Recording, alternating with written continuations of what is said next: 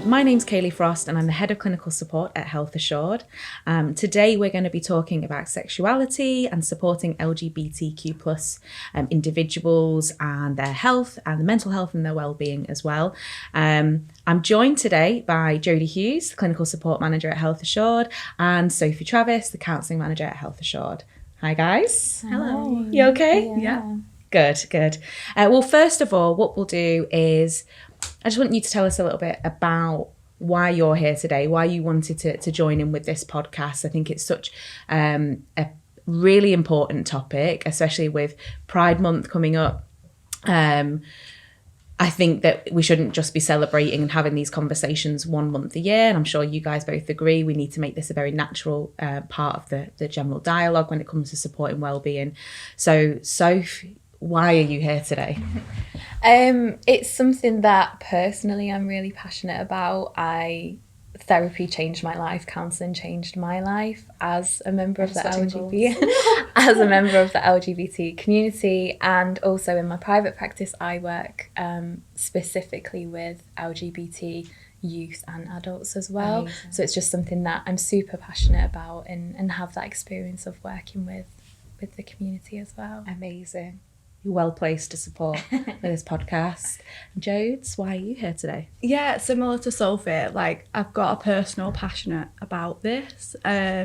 So I am a member of the LGBTQ plus community, and it was only a few years ago that I realised that, and I think a few years ago I would shy away from conversations. I wouldn't know what to say. I would be scared to put my foot in it, and I think since joining Health Assured especially, and just realising that about myself and just being really proud of it. In the last few months I have run the Undivided group at Health Assured, so it's a majority LGBTQ plus group for employees. We have a safe space to talk about things, share like any issues we're going through, awareness piece, education, and I just love speaking about it. Yeah. I'm so, personally invested in you as well, Jodie. I'm so happy that, you came forward to speak on this podcast. It is such a difficult topic. And, we've worked together for over 3 years now, yeah. About 3 years. Yeah. And I've seen the journey that you've been on personally, and it fills me with so much like pride and joy seeing you here. Yeah. You would never have done anything like this as well, let alone speak about such what for many people is uncomfortable topic. Definitely. Yeah. Myself included, I was nervous about speaking about this today. I don't want to say the wrong things or like you said, put your foot in it, but we're not going to. We're going to have a very open conversation. It's an ongoing education piece for me, being in Undivided as well, with yourself, and working in the therapeutic world in the way that we do from the support perspective. Yeah. We get so much more insight into the challenges, into what's out there for people, what's not out there for people. So I didn't even know, Soph, that your private practice was specifically to support LGBTQ individuals. Like, that's amazing. How long have you been kind of focusing your private practice on that for? Probably for about 2 years now. Oh my goodness. Yeah, I think I realised that was my niche area. It was something that I was really good at, and it's just, I have to close my private practice all the time because I just get flooded with clients. Yeah. So I'm completely not sticking to the questions right now. I'm just really intrigued in this. When you get inquiries and stuff, what type? What are the types of inquiries that you get? So what are people saying to you that they specifically want help with? There's a lot of trauma. So people who have been disowned by their families, been kicked out. I get students who their home country, maybe it's illegal to be gay, or the penalty for that is death. It's quite, and they're facing sort of going back home when they finish uni and how they're going to prepare for that after being somewhere a lot more liberal and they've sort of figured out who they are. It really ranges: substance abuse, quite severe anxiety, depression, but all with that centre focus of figuring out who they are and who they want to be, but how they can keep themselves safe in that because there are, I guess, elements of being part of the LGBTQ plus community that means spaces can be unsafe for us or unsafe for them, and particularly if they are going back to a different country where the laws are different, that piece of work looks very different, you know, because that's almost like, okay, figuring out who you are here, but then how can we box that up almost to keep you safe when you go back home? So the international students that you work with, I just find that I never even thought of that being an area where people are going to need more support, but the UK is a safe place for them, which I feel is bonkers for us. You know, we're like, there's so much wrongdoing in the UK as it stands, and we're not anywhere near where we should be as a country, as a nation. I think it's important to recognise that a lot of people are very privileged and have really good experiences, and then a lot of people aren't. Like, for me, I've had such positive experiences, whereas people close to me in my life haven't, and it's just educating myself and just recognising that. I think so. That's a really good point, actually, and it's looking at individual experiences. So, you know, we're talking, I'm so fascinated by the fact that you support the international students. I know I feel like I'm looping back to that, but they're coming here to a more, they're in a privileged position coming here, I guess, for them, in comparison to what they've got in their home country. Like, that's horrific if there's a death penalty for being who they are, for living their life. So they're coming here, but then at the same time, there's still so many people here that are influenced by other factors. I imagine things like your upbringing, where you live, where you work, your education, your socioeconomic status will all have an impact on how you go through your journey as in life as an LGBTQ person or individual. And do you see that, Soph, in practice? You know, that someone could come from complete, you know, when we think of privileges like money and wealth and affluence, that kind of privilege doesn't necessarily mean they have the best experience going through their journey with their sexuality. Yeah, absolutely. I mean, it really does depend, I think, on someone's upbringing and their family and their peers and the community around them. Somebody could come from financially the most privileged background, and they can be white and cis and all of those things, but still their journey to figuring out who they are hasn't been easy, and it's been met every step of the way with judgment, prejudice, and along the way that's impacted them in so many different ways, that sort of when they come to me, they have so many different manifestations of that psychological distress. So they may be addicted to substances or self-harm or have eating disorders, all of these sort of things that are a violence towards the self, because they haven't been accepted to be who they are. They're in that struggle to accept themselves. And that's where that sort of that harm towards the self comes in, you know, in the drug abuse and the substance abuse, self-harm and eating disorders and things like that. With those more complex kind of conditions and situations that people, you know, are in, how do you tend to work with them in a private practice? So, you know, I guess paint a picture of what that would look like, supporting someone with more complex needs, I guess.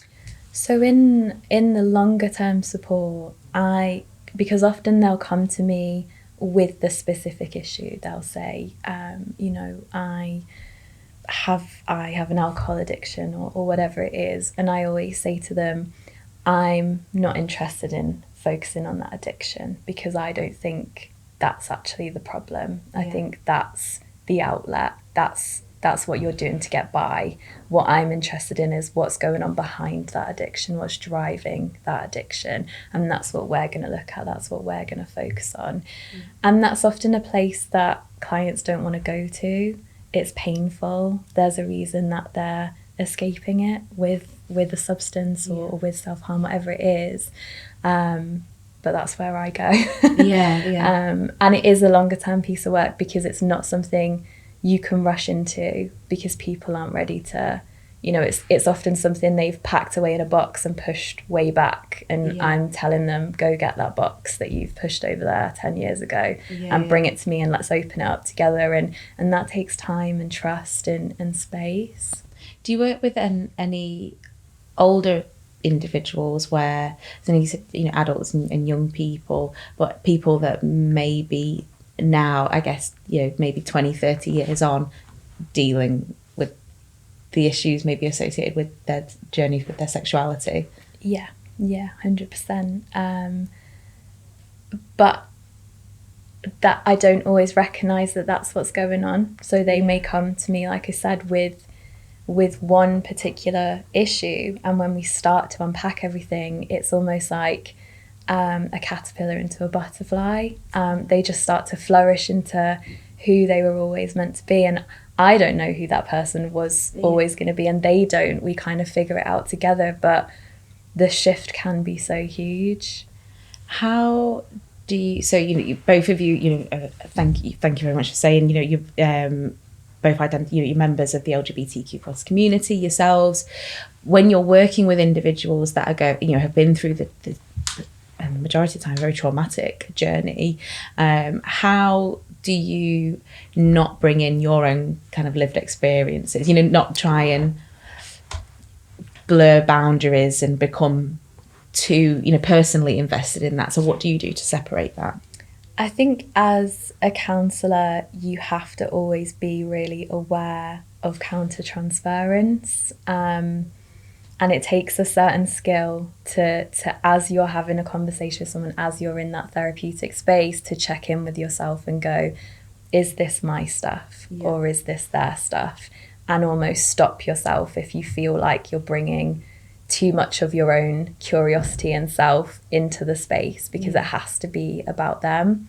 And it is something that is constantly ongoing. And then I have to sort of take that to my supervision if I ever feel like that's coming up. Self-disclosure in therapy, it does have a place, but it has to be minimal and it has to be for the client's benefit, not your own. So I would only ever share an element of my experience if I felt like it was going to help the client. It had to be about the client, not just because I wanted to relate to them in some way. That must be quite difficult to actually work. There's such a fine line there. It's a constant navigation, I would say. You can't ease into, you know, like how we're sat here having quite a casual conversation now. You have to be so controlled still, because it's so easy to you start oversharing, and, you know, especially if you've got quite a friendly relationship with a client as well. On that, in terms of, you know, putting boundaries in place and not becoming too invested in it personally, you know, with your own emotions. I think from a non-clinical perspective, you know, you and I, Jodie, definitely, we're very emotionally charged at times, I think, and we just want the best for every single person, whether that's our team members, each other, our loved ones, our family, and I know we are both like that. And it's very difficult to kind of separate things sometimes. You know, on a daily basis at work, we see the back end of what counsellors are supporting with. So we're reading all these, and I'm not just talking about sexuality and matters concerning that. Anything that comes through, whether it's a trauma case or a bereavement case, you know, we don't have that skill set, that we have not gone through the training as counsellors to put that kind of those boundaries in place. Do you find it quite difficult sometimes? 'Cause I know I do. And even 4 years on, I'm still like, oh my God, you know, and I struggle to shake that off. I feel like it's been a journey for me as well, like especially in the role that I am. Like you said, a few years ago, when I kind of like realised myself, I was very emotionally charged, and if anyone said anything that I didn't agree with, and I'd be like, I would personally get upset and everything like that. And then I feel like since especially running the Undivided group at work, I've come to realise that as long as you look at someone's intentions and and stay calm, and it's all about education. I've educated myself on things that I had no idea on, and it's just about educating other people without that emotional charge behind it, because people won't want to learn then after that. if you said something wrong once and someone then came at you and said, no, that's definitely not right, like, how dare you say that, you won't ever open up the conversation again. And I think both you and I have been that person Yes, that's going, definitely. don't say that like that, because we're so invested, and we just want to protect people and do what's best for them, or what we think is best to protect the wider community. It's not on us as it's not just our responsibility to champion and advocate, but if we all do it in an effective way, collaboratively, then we're making change. So I think that it's in terms of this kind of boundary piece, not just with clients, Sophie or Jodie, when it comes to, I guess, loved ones, people that you know personally, how do you switch off being a counsellor in that instance? And Jodie's like, how do you try and, be a supportive person? Because I'm assuming both of you have got individuals in your lives that are also part of the LGBTQ plus community, or have loved ones or friends or know of people that are navigating that themselves. Circle back to my actual first question. So how do you switch off being a counsellor? How do you become a friend, a family member? I'm not always convinced I do. I think sometimes I catch myself, I'm the worst for it when I'm drunk. I'm such a drunk counsellor. I'm like, why do I do this? And people start to talk to me and I'm like, okay, how does that make you feel? But I think I'm more emotionally charged outside of the counselling room, because I don't have that professional hat on, and I get to be quite passionate. And I think it's hard not to be emotionally charged. Obviously we do have to remember to have open, constructive conversations. But I think for me, and I always say this, you've got a spectrum, and on this end of the spectrum, you've got a comment, a throwaway comment, or an ignorant statement, or whatever it is. And then on this end of the spectrum, you've got people are killed. Yeah. And that's what I say to people. I'm like, you may feel like for you that was just a statement, or for you that was just an ignorant sentence, but if we don't stop it here, how do we stop it here? So it's hard not to be passionate. Of course. And Jodie, how do you personally try and support those around you, and like what kind of recommendations would you have, in a non-clinical way? We're not all counsellors, so what do you find works for you in terms of helping others? I just try and not make it about me at all, and Which can be hard, especially if you're feeling something very similar. And I won't ever assume that I understand what they're going through. Like, I have people in my life who are transitioning, and I don't pretend to know that what they're going through. It's such a complex thing that they're going through, and I just try and be an advocate and empower them, and make sure that they know I support them no matter what, and I take that as then me being passionate about trans issues in work and educating people, and I just try and be as supportive as possible, and the people who don't know whether they're in the LGBT community or not, it is hard, and I've been there, and it's just about navigating that yourself and just being there to support someone. I think the whole not making assumptions piece is really important, and you can attend as many equality and diversity training sessions and coaching and webinars, and you're never gonna understand fully that one person and what they're experiencing and how that process is for them. And I think that it's just an ongoing piece for everyone to self-empower, to empower themselves, to educate themselves, just so there's a little bit more understanding of another person and their experience.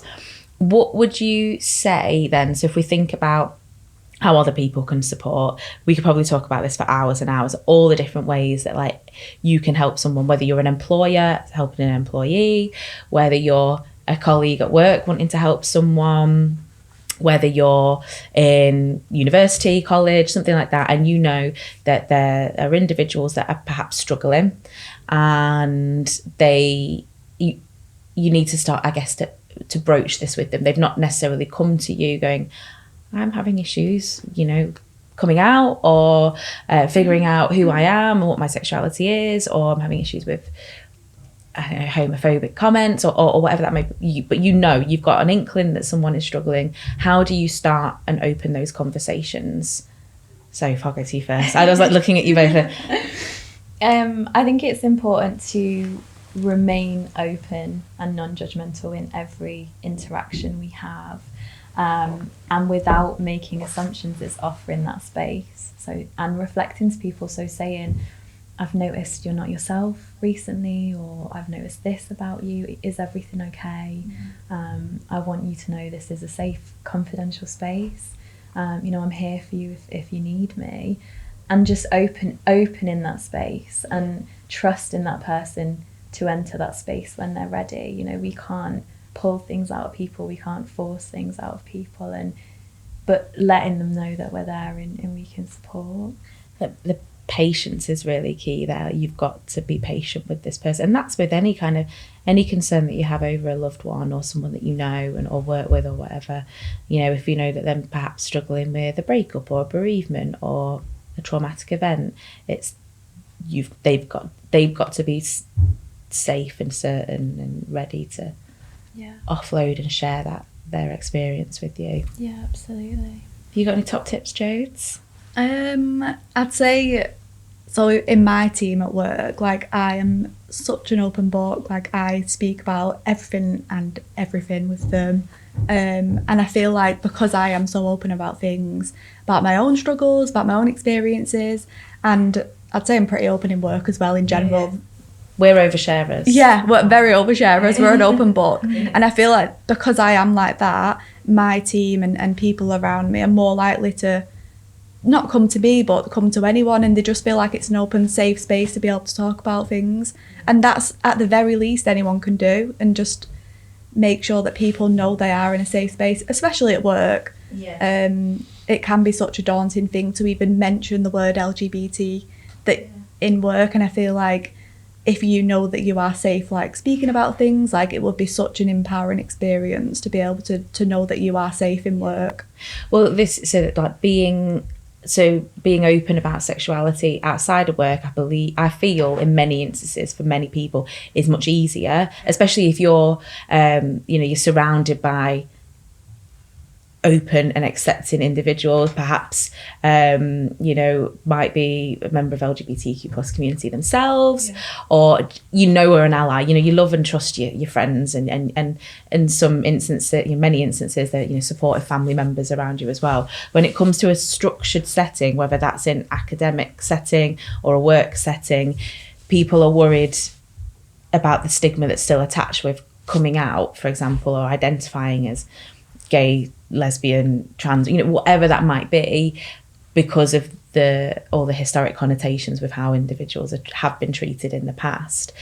So with that, we at Health Assured, we've obviously got Undivided, which is for all things, EDI, sexuality, race, religion, disabilities, creating that open forum for discussion.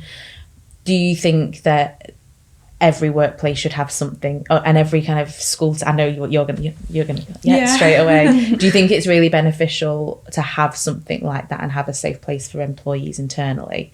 Yeah, 100%. Yeah, I think it should be everywhere: schools, universities, employment. I think we're really fortunate at Health Assured. We have such a diverse office, and really diverse management as well, and that kind of sets the scene for that safe space for everyone. And I think it's one of the most queer spaces I've ever worked. Is it? Really? Yeah, and I've worked a lot in hospitality, which is kind of renowned for that. But in terms of like a corporate space, I think Health Assured really have nailed it.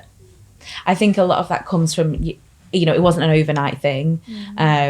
It is a culture change and a shift in attitudes, and I think that workplaces, school settings, whatever that might be, don't expect an overnight change. It has to come from so many different areas within an organisation, within an institution or a service, and that's why I think it's been really important from us in the management team as well to really drive that and champion that as well, because if people are like, well, the senior members of our organisation are championing this and advocates. You know, this is because again, people have there's this stigma, there's this perception of us v them. You know, those at the top don't give two hoots about who we are as people, not just from a sexuality standpoint. And there's still a lot that we can do. You know, absolutely. There's always things that that so many organisations, so many whatever settings can work on. But I really think, like I mentioned at the start, one of the key things is to not just celebrate sexuality once a year, you know, 1 month. That needs to be a constant part of an agenda in a setting, you know, in school, uni, work. Yeah, and we are really privileged to work where we do, where people are safe and be able to speak about it. But unfortunately, for a lot of people, they aren't, because of that lack of awareness and education. So I think I was reading the other day that 2 in 5 trans employees have experienced harassment and abuse at work. And it's still going on to this day. So it is about really realising that this is still going on. And it's up to everyone to be able to be aware of that and educate ourselves on it. I always think that, so when I first started in the health and wellbeing industry, like 4 or 5 years ago, there was all this like stigma attached to individuals talking about their mental health, their sexuality, whatever their own experiences. Now there's been so much around empowering individuals. It's social media is full of that dialogue and that content from the individuals and their lived experiences. The stigma is now on how people respond and acknowledge and work and support and advocate for that. I think that's a fair statement. Would you agree? Yeah.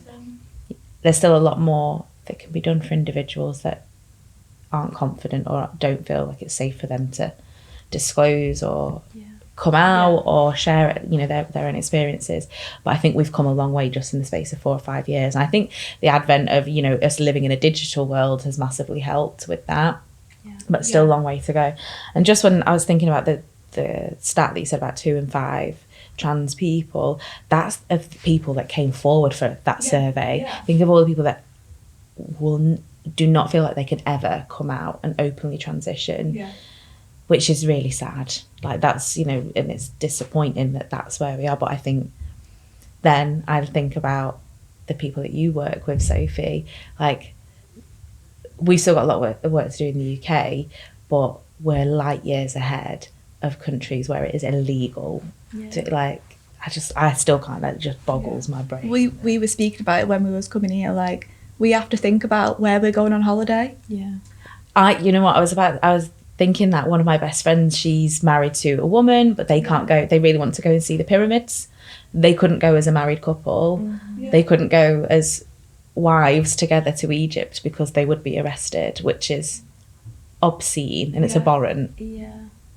And that shouldn't be a problem that you guys have to have when you're just planning your holidays. It's horrific. No, there's parts of the world that we'll never, well, I hope we'll be able to go to one day, but as it stands we can't go ever. Way too dangerous. And people, I don't know about you, but people have conversations with me like, oh, you should go here on holiday, we've just been and it's fantastic, and I have to go, I'll die if I go there. Like very seriously. I couldn't, and their face drops because they haven't even thought about it.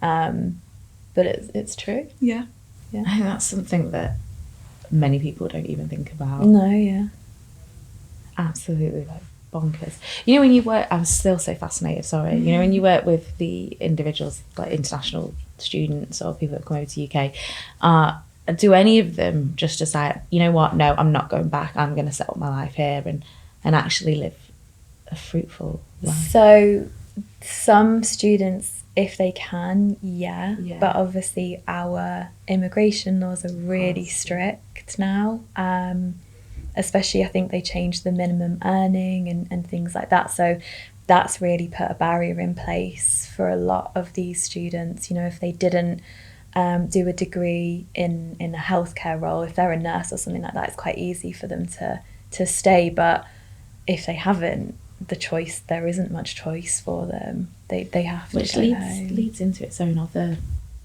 issues with mental health, you know, the anxiety of going back home, it almost feels like all the work that they've done with you would then be undone because they've got to revert back 3 or 4 years to who they were before. It's about, I think the work is about how do they hold on to themselves in a safe way. So some of them, you know, got a tattoo. It's illegal for them to get a tattoo, but they got a tattoo on a part of their body that no one will see, so that whenever they're struggling, they can look at it and remind themselves, no, I am this person, and one day I will be in a different place that will be safe for me. It's those tiny little things that kind of are to hold out hope, I guess, for them. So fascinating. And it was completely not the direction that I was planning this conversation to go at all. I think we could very clearly talk about this for such a long time. I think what I'll do is we'll loop back to you two, if you're okay with this, and just ask if you're willing to share any of the struggles that you've had personally with your own well-being and mental health in your life, you know, and how, I mean, you don't have to go into too much detail if you don't want to, if you'd be comfortable to share, you know, what some of those struggles were and how you personally kind of worked through them. I'm not saying necessarily you might have overcome them now, it might still be stuff you're working on. But yeah, if you're comfortable to share that, I think that would be a really good piece. Yeah, Jodes, do you want to go first? Yeah, so in terms of within the LGBT community, I've had very positive experiences. I've never had any struggles. I've had counselling before, but it's never been towards the LGBT community. It's never been about me being in that. But yeah, in terms of myself, I feel very lucky and very privileged that I've never had to struggle with coming out or being part of the community. I've had such positive experiences, and I'm so proud of saying that. Like, I'm so proud of it being in work, my friends and my family, my partner. Yeah, I'm very proud of it. Good. That's a really, and it does. That's not the same for everyone, and you acknowledge definitely. that, and that's really good that you're aware of that. Yeah. But still, absolutely embrace it and bask in that, because not everyone has that great experience. So and that's we were amazing. saying before that we are lucky. Like, we are, as we say, like, straight looking cis white women. Like, we are privileged to be able to say that. Yeah, it's like, I think for some people it's quite obvious that they're a part of the LGBT plus community. It's very external. They don't have a choice to share it or not share it, whereas I think what me and Jodie were saying is we do have that choice, and if we don't feel safe to share that, we don't have to, and that can help protect us, I guess, from some of the not very nice things that do happen, which is awful that it shouldn't be that way, but that you have that protective factor is great, but it shouldn't have to be that way, and we all know that. No, not at all. And it doesn't mean that, I guess, we don't see that and we don't advocate against it. I mean, I was telling Jodie, my girlfriend, people have spat at her in the street. Really? Yeah, people have, you know, I think she's been beaten up a couple of times when she was younger. People have, you know, said some really awful things to her, and I haven't had those experiences, but I know that she has. That's absolutely horrific. Yeah, and that's in the UK, which weirdly is a much safer place than many countries. You know, yourself, Soph, is there any particular challenges that you've had in relation to your sexuality and linking with your well-being at all? Yeah. Almost like I don't know where to start. I think I'm a bit older than you, so when I was at school and when I was growing up, it was still really homophobic. I think it's changed and shifted a lot now, but it was not acceptable. It wasn't talked about. You know, sex education was heterosexual. There was absolutely nothing. And so all the messages that myself and my gay peers had was that it was wrong and it wasn't acceptable, and there was nothing to counteract that. There was nothing in the media, there was nothing anywhere to suggest that that wasn't the case. And I remember my form tutor when in about year 8, so I was about 12, saying being gay is wrong because if everyone was gay there would be no children ever born. And I was 12, 13 at this point, and so impressionable, and you're like, yeah, you know, this is an adult that I look up to and admire, and they've said something quite logical, and it's those messages. I mean, now that teacher would probably be fired, but back then he was allowed to say that, and it was just a thing that kind of was said, and then we all moved on. So I think for me it never felt safe to come out. Did you not come out at school? No. Yeah. And to the point where I think I pushed it so far down, I didn't even acknowledge that I wasn't straight. Okay. Yeah. Which I think then manifested into a lot of issues. So eating disorder, anxiety, depression. I used to party a lot. So from a very young age, like 14, 15, out every night or out every weekend at least. And it was a really toxic, messy cycle.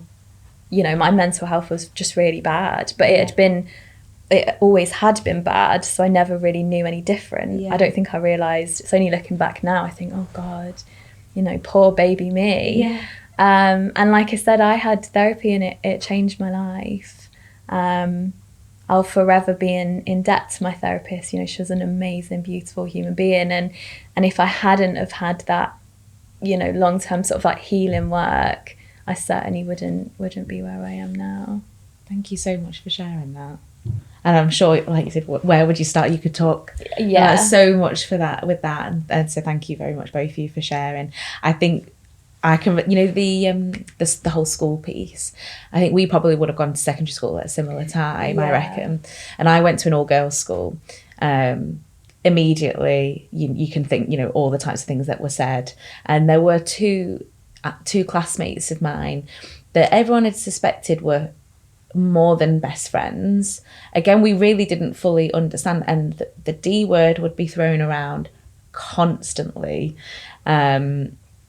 And they were completely ostracized, and they were slightly quirky. I mean, I was quite a quirky person, but I made friends with that was my protective factor. I got in with every group so that I had allies, you know, everywhere. But these two were more artsy and a bit kooky, or what everyone perceived as, you know, just, you know, not high school girls, I guess, you know, wearing their like Playboy hoodies and with their bench bags and stuff like that. And they just didn't fit that mold. Now that, you know, fit in with society, but they were completely ostracized. And when I think back, like, people were absolutely awful, and the stuff that was said, things that were thrown at them, they had stuff thrown at them constantly. There was graffiti in toilets about them, about these two people. And, you know, it was an all-girls school with 800 girls in. There was probably more same-sex relationships happening, you know, behind closed doors, but because of how openly attacked these two were, no one would have ever wanted to kind of open up about who they were. Very small town as well, very narrow-minded. There's a lot. It's a very problematic town in general. There's like no people of colour in my hometown and stuff, you know, so it's an awful place to be. I don't think it's probably moved on too much, probably, you know, in the last 20 years since I was in school. So yeah, can relate to that, and it's mad because I don't know about you, but school only feels about 5 years ago. Yeah, it's quite horrendous to realise it's more like 20. Yeah, I know. Okay, brill. Well, I mean, like I said, we could probably carry on talking about this. I feel. Yeah, it's like an all-day topic. Yeah, it is, isn't it? It is. But I mean, before we kind of close off, have you guys got any kind of final remarks? Anything that you want to kind of get out there for anyone that's listening? Just, I think if anyone is struggling, reach out for that support. Yeah. Whether that's friends, family, your EAP, literally. Yeah. I mean, I haven't even done a plug for Health Assured in this because we've just been, you know, having, you know, really good conversation. But absolutely, even if it's not ourselves, you know, EAP is there 24/7. Yeah. Many other supports, many other organisations as well there to support, and there's lots of information if anyone is listening, on the Health Assured website, on the My Healthy Advantage app as well. But it's a safe place when you call the likes of ourselves. You know, I can talk about any other EAP as well, you know, if you don't use Health Assured, speak to someone soon, you know, if you can. And then if you don't even know how to navigate where you're going from there, a counsellor will be able to be your first port of call with that and help you with that journey. Yeah. Absolutely. I was just going to say, like, we are very lucky to be able to talk about things, and I think there's been a lot of media representation in the last few years that's really positive. So one that sticks out for me is sex education. Like, that is such good representation, and I feel like it gets people talking. Like, we talk about it all the time in my team and things like that. So it's just well done to everyone that be able to make things like that. We've just come on so far, just in the space of a few years. Yeah, in the last 5 years, I would say. And it's as well, like, gay characters are being played by gay people. Trans characters are being played by trans people, and that's just come so far. And it's amazing. Bro, thank you so much, guys. It's really fun. Thank you for having us. You're welcome. Okay.